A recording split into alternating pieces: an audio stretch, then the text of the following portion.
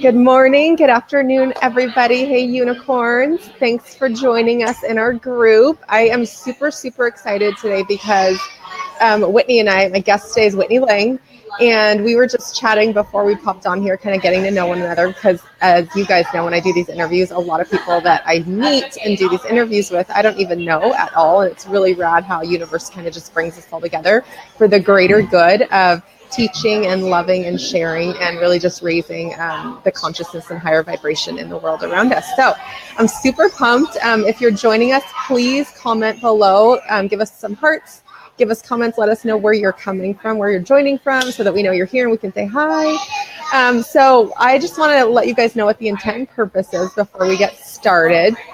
And it's, again, really, really rad just to see how it comes together. I did the spiritual gifts interviews back in December, which, again, Spirit guided me and told me do this. And I said, okay, that's my next step. And so I did it. And it was scary and, because I didn't really know what I was doing, but I did it. And it was an immense success in opening doors for people with their opening up to spiritual gifts, seeing what they were. And so in my mission this year for me is to really heal myself. Using different modalities, hearing different people's stories, different things that they're trying and using that's successful for them, and releasing what no longer serves me, so that I can grow and heal, and then in paying it forward, help heal others of their shit that no longer serves them, and all of the fears, hurts, anything that's holding them back, so that they can live the life that they were created and called to live. And in my meditation, just last week, Spirit again guided me and told me, do a next series of events and do it around all of these, like releasing and faith and what people are doing in faith, and not just faith in terms of religion, but faith in taking leaps of faith, or do people have faith, or coming into faith, or coming into faith in a different way, or using faith as a tool to help them release things or get over things, or growth. That faith is so many different things, I think, and it relates to people in so many different ways. And so I was like, okay, let's do this, put it out again, and have another huge 2 weeks of incredible stories to share, so that other people can really start looking at their own life and thinking, how can I use faith? How can faith be a tool? What did all of these people overcome? Is there something that maybe resonates with people that will help them release, heal, and continue growing, and then be the love and light that they were called to? So I'm so excited for this series. Last night was amazing, and I cannot wait to hear your story, Whitney, because I think it's going to be super, super relatable to what many of us are going through or have gone through. And I can't wait to hear how you got there and what steps you're taking now, and like where faith has taken your life. Because it's so rad to see the transformation. And when we step out in faith, like this whole talk right now is us, both you and I both stepping out in faith. Like you said, you don't do many interviews. I don't do this very often either. We step out in faith, and the whole point and purpose is to reach other people and help you guys do the same thing. So welcome, everybody. Welcome, Whitney. Thank you for being with us. I'm just going to let you go. Tell us your story, how faith has played a role in your life, what it means to you, what it's done for you. And yeah, just share away. And you guys ask questions. We are open books. Drop them in the comments. Let us know if you have any questions that you think of or want to know, or anything like that. We'll get to them along the way. So here we go. Well, thank you for having me. I'm so excited to participate. Thanks. I absolutely love what you're doing. I think it's incredibly important work, and I'm really honored to be a part of it. So thank you. Thank you. So my name is Whitney Lang. I'm over on the East Coast. I'm in Virginia, a tiny little town on the coast of Virginia called Kilmarnock. Oh. I have to drive like an hour and a half to get to any city. Really? Yes. So I am in the middle of nowhere, tiny little town. I know everybody. Everybody knows me. It's one of those things. So it's awesome. Did you grow up there? I did. Okay. Born and raised, and family too. So super tight-knit community. I love it. But it's also very limiting, especially in terms of career and things like that. So as I kind of go through my story, you'll kind of get a sense of why that's important. But so to start off, when I became a mom, right? Doesn't the world just like completely get turned upside down in many, many good ways? And then also it just brings out a part of you that you're like, whoa, who are you? Who am I? I know, And so my son is about to turn 5. So for almost 5 years, I have been a mom. And when I became a mother, let me back up. I think my whole life, I'd always dealt with mild depression and anxiety, but I never knew what that was. I never thought that what I was experiencing was actually bad enough, I guess, to be considered depression or to be considered anxiety. I just thought that I was a worrywart and that I was just a Debbie Downer and, like all of these things. But what I learned about a year after I had my son is that I was experiencing real depression and real anxiety, and that it wasn't just all in my head, and it wasn't, not bad enough. Oh, okay. I can see your messages popping through. I was like, I wonder how I'm going to see messages. I don't even know. You should, But anyway, so I just kind of spiraled down this hole into depression, not knowing who I was anymore, like just completely losing my identity and never feeling like I was good enough. My anxiety would tell me, oh, you're not doing that right. You're not raising him right. You're not good enough. You're not feeding him the best foods. You're not, all of these things, you know. And how old is he now? He's almost 5. Okay. So that was like first year. Yeah, it was. Okay. Yeah. Everyone talked about postpartum depression being so close after you have your children, but mine really hit after he started walking. When he started taking off and having a little mind of his own, that's when I was like, oh gosh, what do I do? But anyway, I'm a high achiever, right? And so when it comes to my work and things like that, I really dump my whole self into it. I want to perform well. I want to make the best decisions and sell the most and, make the prettiest designs and, you name it, right? You're just like total high achiever. And so I put all this pressure on myself that when I'm at work, I have to be the best. And I'm putting all of my energy into my work. And then when I come home, I'm completely drained and exhausted. And I have very little energy left to give to my family, which just continues to like perpetuate this whole issue of just not feeling like I'm good enough. And, am I meant to be a mom? Blah, blah, blah, all these things. I've totally said those things to myself.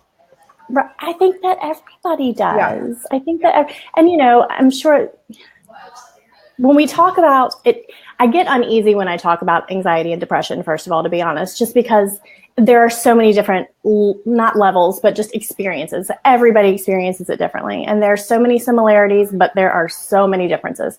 So I know that I do not struggle as much as other people do. And I know that maybe I struggle more than other people do. So, it's hard to talk about it like that because you never know what other people are experiencing. Yeah, but yeah. But the point is, I told you earlier, I go off on tangents, so here I go. But the point is, I spiraled downhill. I was spending all of my energy at work. I wasn't happy. I felt like I was starting to feel resentment in my work, and just feel like I wasn't being a good mom, and I wasn't being a good wife, and I just wasn't being a good enough anything, any of the roles. And it just spiraled downhill. I finally went and got help, and I saw a doctor, and I was on medication for a while. That's a whole nother story. But what I learned was that I can choose how I'm going to show up every day, and I can choose what I want my life to look like. And what I realized was that my day to day, from opening my eyes in the morning to closing them at night, was just like not at all what I wanted it to be like. And I had the power to change it. So a good friend of mine left her job and started her own business. And I was like, oh, this is amazing. It was fascinating. There's this whole online business world. What is this? how can I get in on this? Yeah. And I abruptly, like within a matter of weeks, decided to quit my full-time job and launch an online business. What the hell was I thinking? I mean, so with no experience. I had experience in my 9-to-5 jobs. Okay. And the business that I launched was like small business coaching. So helping small brick and mortar businesses in a small town like mine. Okay. Hi, Tracy. Hey, Tracy. Thanks for popping on. So, I wanted to support my small town, my small local businesses who could really start taking advantage of social media and all of these other things to up-level their businesses. Anyway, needless to say, it was an epic fail. And I could go through all the string of details, but dumping money into it, losing money for not having an income, just like, it was just a complete fail, and it was horrible, and it lasted for about a year. And so, did that impact like your family? What about your husband? Like your marriage? Yeah. Well, my husband, I'm so fortunate. He is such a huge supporter, and he's so kind and gentle. And he never, ever made me feel like I was failing or like I wasn't good enough or anything like that. But, I think I was very unrealistic in my expectations, and I didn't prepare myself. I didn't put time and thought into it. It was a very thoughtless decision. And in the moment, it made me even more depressed. There was no amount of medication that could pull me out of that. It was terrible. Okay, so let me ask a quick question. So in that, just to decipher with where faith plays a role into this. So at that moment in your life, you were in a really bad place already because you were not loving your job. You were feeling called to do something more, something bigger. You were not loving just where you were personally in life and what role you were playing in all of the roles, right? Yeah. And so you see this bigger opportunity, like somebody else can do this and work from home and have a, better life, make a better income, impact more people in a bigger way. Do you think at that moment when you decided, because it was a failure, was faith even playing a role in that at all? Or were you just like, it was more like a impulse decision and not necessarily like, because you could say like, I have faith that this is going to work and this is going to be amazing. And I almost feel like there's a level of like superficial faith that we just use to say rather than having like the full on deep faith and knowing, right? Yeah. So at that moment, would you say that you could, like hindsight, look back and say it was more of an impulse decision based on where you were in life and just wanting to change it, like, flip it up and switch it up a little bit and change it and try to see if something worked rather than having full on faith that this is what's going to be? Yes, you completely nailed it. It was totally impulsive. Of course, like I felt this faith that it was going to work, otherwise I wouldn't have done it. But yeah, it was totally impulsive. But it led me to realize when you fast forward that I was searching for faith in all, like I was searching for like this acceptance in all the wrong places. Like I thought that if I could launch this business and be successful and help people grow and everybody's patting me on the back because, oh, you're doing a great job and you're really helping me and you should work with her, because, all of these things that lift us up. Yeah. That's what I was seeking. But what I know now, like 3 years later, is that I have to search for that joy and that happiness within myself. And I have to have faith. And now I do have like real faith that it is already there. And I can't tell you how many stories and things that ultimately I have. When it comes down to like drinking alcohol and things like that, like we look for like this joy in all of these things that you can, like you think that you're attaining or, right. Give me the gold star, because that's what's going to make me happy. But that's not what it is. And I got even more miserable. I gained a ton of weight. I was a miserable person to be around. And it did impact my family. It hugely impacted my family. I don't know how my husband dealt with me, to be honest with you, looking back. But, it also took away, like, really, the time with your child that you don't get back because you're focused on doing all this other stuff, trying to be someone who you're not. And I mean, not to say that I was trying to be someone that I wasn't, because I did have a passion for helping local businesses and X, Y, and Z. Yeah. But that wasn't the motivation behind my choices. It was just all about somebody telling me I was doing a great job and feeling like I was attaining something. Right. Yeah. So then, okay, you went through this year stretch where you were like, epic fail. Epic. And so you were in a deeper depression. It took you into a worse funk. So how did you get out of that? What changed? What flipped? What did you do differently? What did you hear differently? How did you get out of that to where you are now? So as impulsively as I started the business, I also very impulsively just shut it down. Wow. Not let me just do a little bit here, do a little bit there, just everything that I did was just so impulsive and so black and white and just pedal to the metal or none at all. And I actually went back to my old job. And and I'm very fortunate that they wanted to bring me back on the team, all of those things. But I mean, go back to the first time that I was in that position. I wasn't truly happy. I wasn't truly fulfilled. I felt, like that's not what I wanted to do with my life. And so what ended up happening, to be careful of how I tell this part of the story, but there were just things that I felt very out of alignment with. Mm-hmm. And I had kind of kept in touch with people from the online business world. Okay. And like I never really let that go. I shut it down, but there was always an interest there. And so I would continue to interact with people online and take little webinars here and there and whatever. And I ended up talking with a friend. She actually interviewed me because I won one of her challenges for growing your email list. And she said, I need a project manager. Would you be interested in that? And I was like, heck yeah. So I started to do it part-time a little bit more. And I just started to kind of ease into it. And I didn't make any rushed decisions. Okay. You know what I mean? I was just like, okay, let's just kind of dip my toe in the water a little bit here and just like, let's see if this feels good.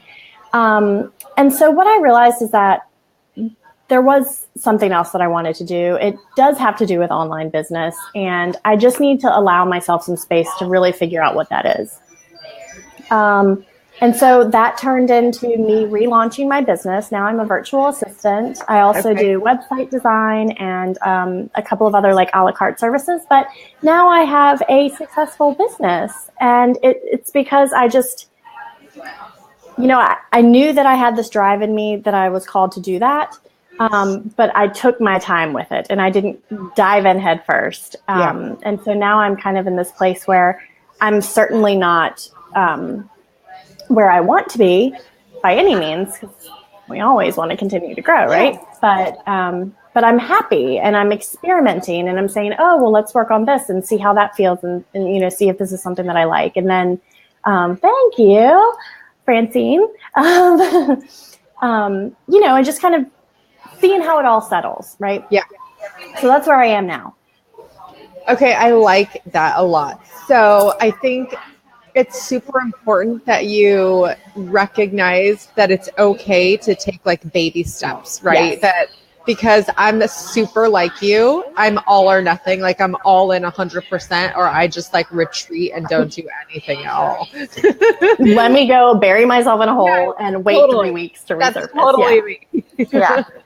Yeah. I feel like I can't just dabble in something. It has to be like all or nothing. Yeah. But that it is okay to do that. It is okay to take a couple steps and then, try on that dress and see how it feels and then say, I don't want to return this. This doesn't feel really good. Let's try a different direction and see if that feels a little bit better. Yeah. I think that's a super important lesson because I think there are many people that are like us, like all or nothing, like in or out. And then it does bring that failure back up. Like, well, I went all in and I did all the things, but it didn't work out. So I fail. I suck. It must not be for me. That must not be the right avenue or the right way to go or the right thing to do, when maybe it was just a stepping stone if we would have just not been so hard on ourselves, I think. And just taken it just little steps, little chunks at a time. I think that's a huge lesson. That was a huge lesson for me. So I'm grateful to see that that's something for somebody else too, because I'm just like that. Laura Ann, it's resonating with Laura Ann also. She's saying yes.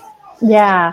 And I think that's so important to remember is that and that's really the point of my story is you got to look inside yourself. You can't be looking for all these exterior things to make you happy and make you feel satisfied, and you have to know that, that it's okay to just be curious, but don't go crazy. You know what I mean?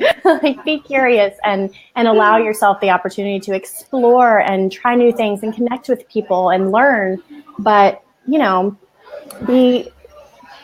be realistic about what you're doing as well. Take your time and really digest everything. So that's my story there. Do you do any other things did anything else play a role in it? Like, I know you're in some of the woo-woo groups that I'm in, and I met you in Dina's group, the Mindful Moms. Do you meditate, or did anything else, any exterior things that you do help you in that or play a role in that at all, in showing you direction? Because I know you were also talking about listening to your inner knowing and really listening to what the next step is. And I think that's also something that I learned to be in tune with, is in not making those rush and jump decisions based on what everyone else is doing or what the shiny new ball is out there, or what the cool new thing to do is, or just because someone else has success, let me try that. But really stopping to settle, listen, try it on, maybe take a little baby step in it, see how it feels, but really listening to your just like you said, your inner knowing to say, to give you the guidance and direction in what the next step is. Did any of that play a role in how this changed for you and how you started listening to that? Yeah, definitely. So when I was back at work, I started to realize, I guess I just, in all of my personal development, really being in alignment, what feels right, what are my values, how do I want to live my life, and how do I want to treat others, how do I want to treat myself, and I learned that I have to stand up for what I believe in, and I was given opportunities to stand up for what I believed in, and so that was a huge part of morphing back into running my own business. Was just because I felt like I was constantly out of alignment. So backing away from the business part of it, when it comes to, dealing with mindset and things, really just mindset.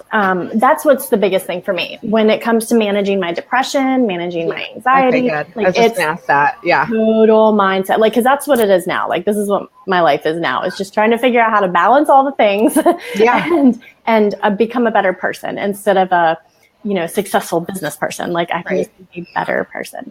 Yes. And so, just coming back to center, I think, and just finding that still quiet place in my mind. And I do not turn stuff off well. I do not meditate well. I try, but it doesn't come easy for me. Yeah. It's getting better, but it doesn't come easy for me. And learning to really take a breath when I start to feel angry or I start to feel resentful or any of the nasty thoughts, just really coming back to choose love. Choose love and be calm and be present, and just live in now and not all of this worry for the future. Did that kind of answer your question? Yeah, totally. And I like that you said that too, because I think not like all of the tools, there's so many tools that bring us to center and like back to ourself, back to our higher self, our inner knowing, like all of that. There are so many different tools, and like meditation doesn't work for everybody. Right. Some people just cannot sit and meditate, but I use all of the tools. Like anything that I will try it on and see how it feels. And I think it's important for people to do that. But I think breath work is the easiest, and everybody can do it. And we breathe anyways. It's just changing the pattern in how we breathe and being mindful in how we're using it. And I think that is like the first step. And I always tell my clients to do that. That's like my first step for all of them is breathing and really start using that as a tool. Hi, Dina. Thanks for popping on. Hey, Dina. The breath work, it really like instantly resets us. And then I think that's when it's easier to get into the more positive thoughts, the mindset shifts, like all of that is so much easier to get recentered, realigned, and reconnected back with like your higher self. Yeah. You just take a few seconds. I mean, literally it just takes a few seconds to just shut everything off. And it's so funny how just simple breath work like that can really just like, it puts you back in this little like you bubble. Like it's just you and you back in this thing where you can really hear yourself and hear the next steps.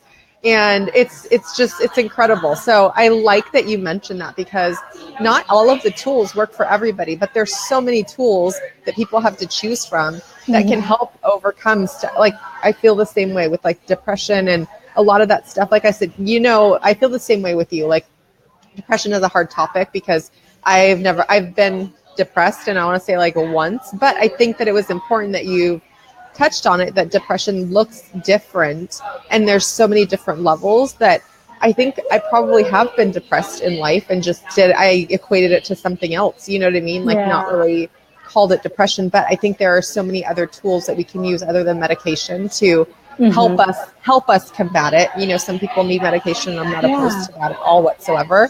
But there are other tools that we can use. And I think breath work, meditating, like all of that stuff that really just brings us back to our center of true knowing is huge, huge, huge.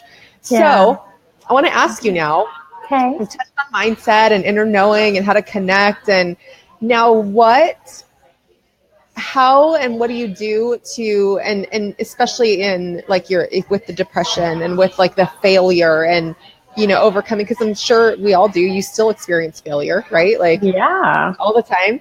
So how do you release those things? Like, and we're talking about releasing the things that no longer serve you. What do you do to constantly combat that? Because we're always like, life is life. We're always going to come up against stuff that no longer serves us. It's going to come up all the time. Things will be revealed to us that we're like, this is not serving me or my life or the higher good of me or myself or anyone around me. How do you release that? What do you recommend to people to releasing stuff that no longer serves them so that they can continue moving forward and growing to be who they were called to be and doing what they were called to do? Ooh, that's so good. I think what has helped me personally is really sitting down and getting honest with myself about what I want my life to look like, how I want to live my life, how I want to show my child, like how I want to show up in his life, and just getting really clear on what you want your life to look like. And then from there, you can kind of see how things are fitting in or how they're maybe not fitting in. And from there, you can start to let things go. I mean, from friendships and relationships to, like I mentioned earlier, alcohol. Oh gosh, I could put away some wine back in the day. And, I don't even want to drink anymore. Because I know it's just masking insecurities and it's giving me this false sense of confidence, and it's actually doing nothing to serve me.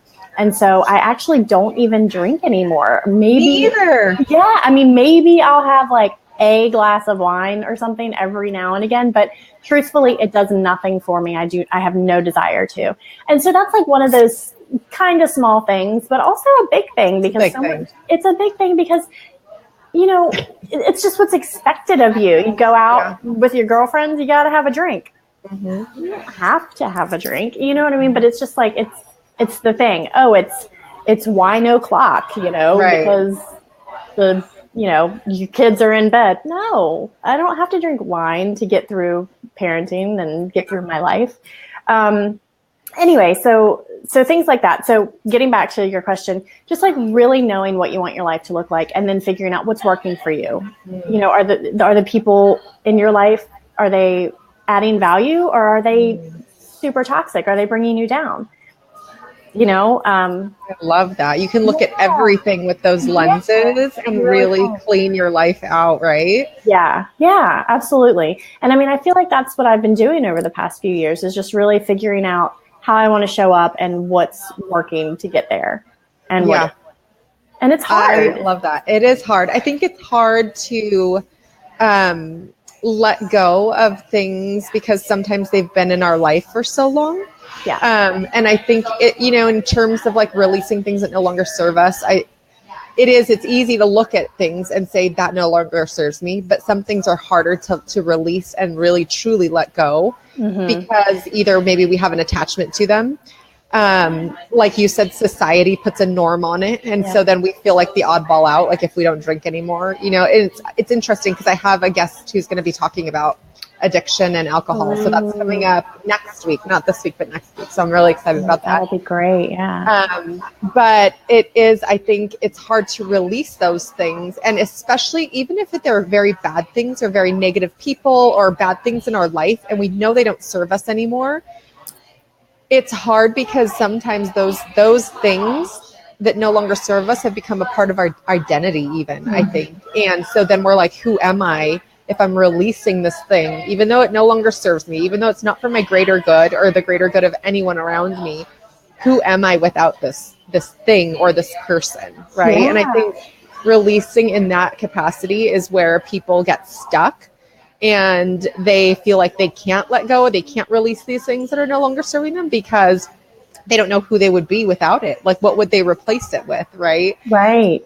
And I think that's what's so important about your story is like you've been able to release and continuously release things, release people, release, things that have a hold on you or that no longer serve you, and then replace it with something else, replace it with something good that will serve you or that will serve you in the future, even if it's not going to immediately, serve at that moment. It's for the greater good of you, of those around you, and your greater purpose and calling, which I think is it's a great testimony to see like what happens when we let go, even though it kind of hurts or sucks or makes us feel awkward, right? Like it can really be an awkward feeling releasing things sometimes that we've held on to for a long time. Absolutely. Yeah. And, and then like when it comes down to how is this going to impact the other person, if we're talking about releasing toxic people in our life, like how's that going to make them feel? What are people going to think of me if they don't know the full story? Right. They think I'm a jerk because I cut this person off. There have been a handful of situations like that. And you just have to know that you have to do what's best for you ultimately, and you have to really think about how you're feeling, because that's going to impact how you're showing up for your kids, if you have kids, how you're showing up for your partner, for your family, any loved ones. It feels like you're being selfish in a lot of ways sometimes, but ultimately, you're doing what's best for everyone who's in your inner circle too. I think that is hugely important. And for me personally, I've had to actually release people in my life, like that were close to me. And it is hard for sure. And not even necessarily like I think also releasing people that are toxic, or like, especially if it comes to family members, I think a lot of us deal with that too. But for me, I didn't like cut off. There are very specific people in my life that I needed to you are not serving me at all whatsoever. And I am not able to serve them because even if I give help and send love, give advice, it's not being received. So then my energy that I need to plug that energy hole up. Right. Yeah. So what I do is I put them at a distance where I know what I'm allowing in and what I'm allowing out of my life. Right. Because I think that's what we have control over. it's not, people look at release of things that no longer serve them as loss. And instead of looking at it as a loss, look at it as like you're protecting what's important to you, right? Yeah. For me, it is my whole goal is to be, like you said, be a better person, be the person that God called me to be, that God created me to be, and live the life that I'm called to live, right? Yeah. And if Yeah. I'm allowing people to like suck my energy or take my time that they're not doing anything productive with, or they're not using wisely, or my resources or anything like that, that's negatively impacting me and my greater good and my ability to serve people who need it and want it. And that's in my immediate family, that's outside of my circle, that's extended like this. Like, I need to be very mindful to be protective of that. And I think that that's not a selfish thing. And I think if more people were open to doing that and not thinking of release as loss, but thinking of release like that isn't serving me, because it's not only is it like not making me feel good, but it's not helping me help others around me. It's not helping me help myself. And so sometimes it's just okay to put people at an arm's length, or just put them in a distance and give them a call or an email or something when you feel called to, but not let them in that like bubble, right? Like, you have to be outside. Like, I choose where you go. I choose how I'm releasing this, knowing that it's serving you, your greater good, but extended out from you. I had to flip my mindset on that, because it is like, family, sometimes people that are close to you, sometimes we hate a job that we're in, but we can't necessarily like release it and just quit it and go. Yes. Yeah. We have to be at peace with where we are at in our life sometimes and accept it. But be okay with it, where it's not sucking the energy, radiating the negative thoughts and stuff like that. So it's like releasing to an extent, but it's not necessarily loss, right? I think there's just like such a big line, and releasing is such a hard thing to do, but it's so important for people to see the difference of like how releasing can help you, and overcoming all of those things that you have to release, so that you can get to the person that you were called to be, and do the things that you were called to do, and help the people that we're called to help. And there's so much greater good on the other side of releasing, where it feels like it's hard sometimes, but getting through that hard, I think, is so important to get to like the great and the beautiful that life has to hold for us. So, that was amazing. Yes, you're absolutely right. You nailed it. So if anybody has questions, please ask us. Drop them in the comments. If not, sorry.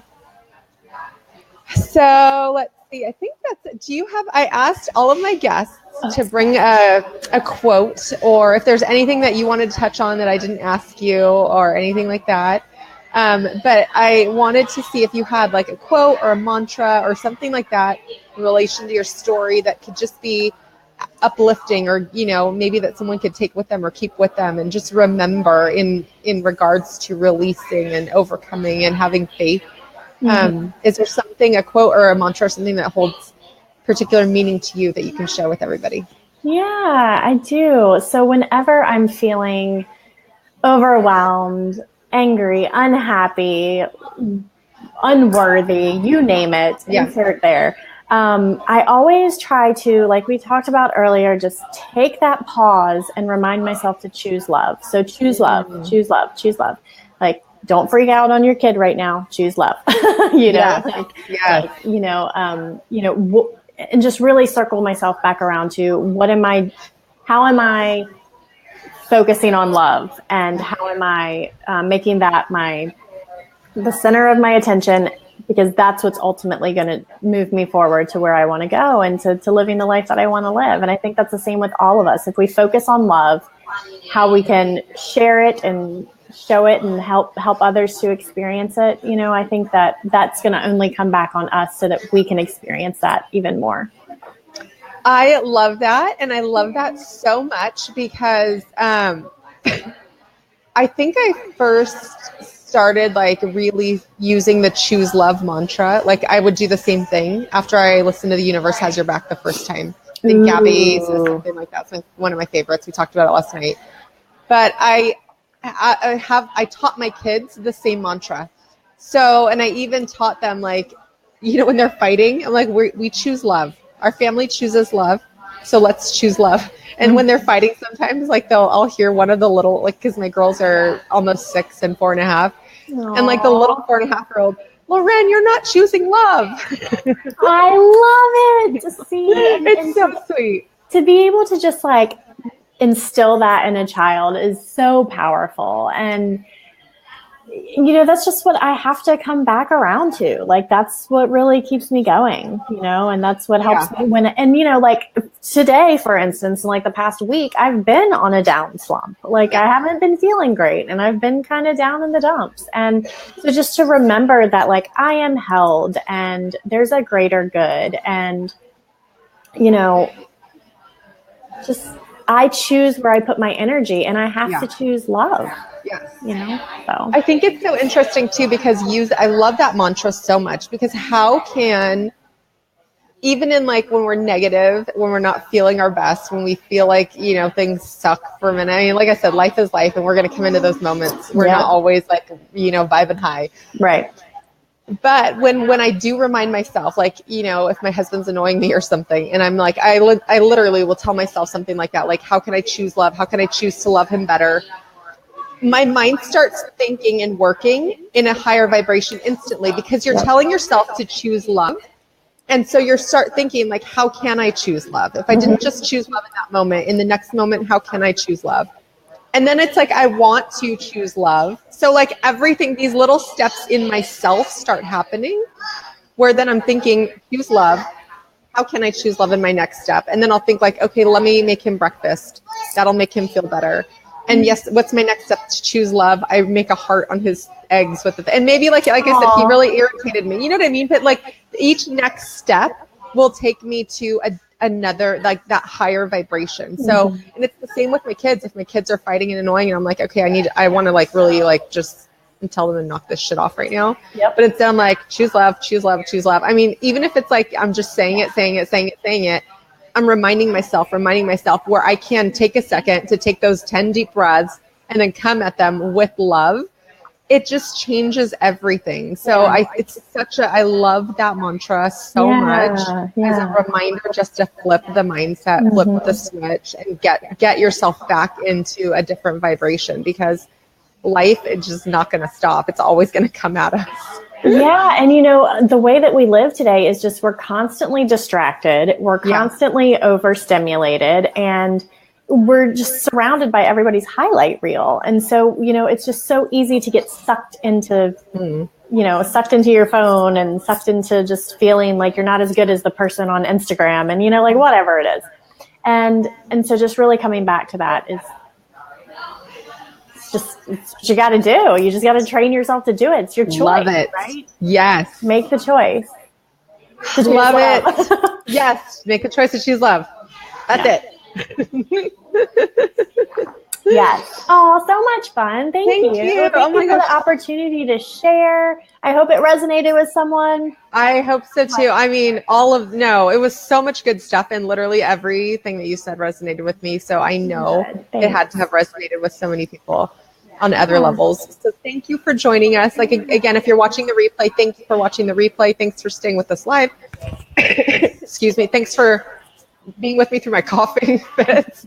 Still recuperating. But if you have questions or thoughts or anything that resonated with you, please post it in the comments, and we will definitely get back to you even after the live. Thank you so much, Whitney, for sharing your story, sharing your journey, sharing your faith talk with us, and letting us see how faith has gotten you through failure and brought you to your inner knowing, and really helping you to continuously release what no longer serves you, so that we can continue serving the world for the greater good. Oh, thank you. Thanks for joining us, everybody. We love you. Have a great day. Happy Valentine's Day.